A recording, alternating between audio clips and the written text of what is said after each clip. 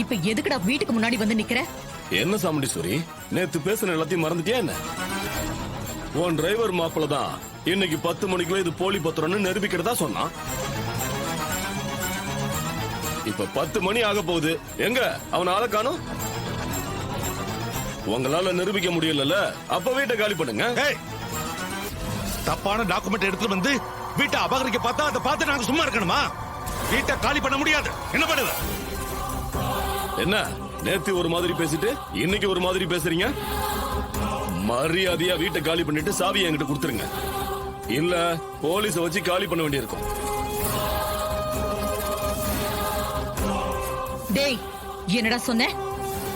இந்த வீடு நான் கஷ்டப்பட்டு சம்பாதிச்ச சொத்துடா.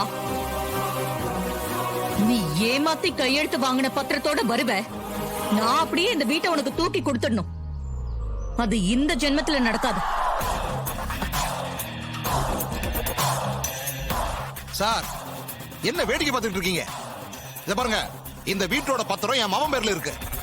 இவங்களை எல்லாம் அடிச்சு வெளியில துரத்துங்க. என் மாமன் வீட்டுக்குள்ள போகணும். மேடம், தகராறெல்லாம் வேண்டாம், நீங்க வீட்டை காலி பண்ணி கொடுங்க, அதுதான் நல்லது.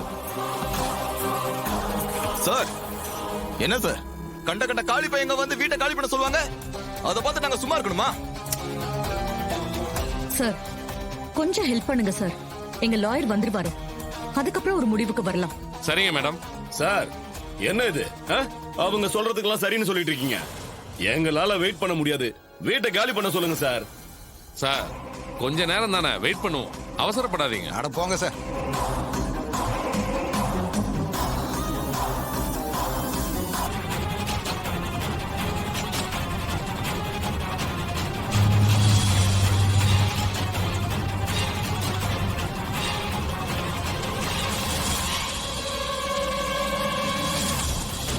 மேடம், வணக்கம் மேடம். வணக்கம் லாயர் சார்.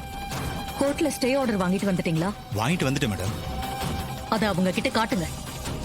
சார், இவங்களை எதிர்த்து நாங்க கோர்ட்ல கேஸ் ஃபைல் பண்ணிருக்கோம். கேஸ் முடிஞ்சு தீர்ப்பு வர வரைக்கும் இந்த வீட்டை பூட்டி சீல் வைக்க சொல்லி கோர்ட் ஆர்டர் வந்திருக்கு. அந்த ஆர்டரோட காப்பி தான் சார் இது.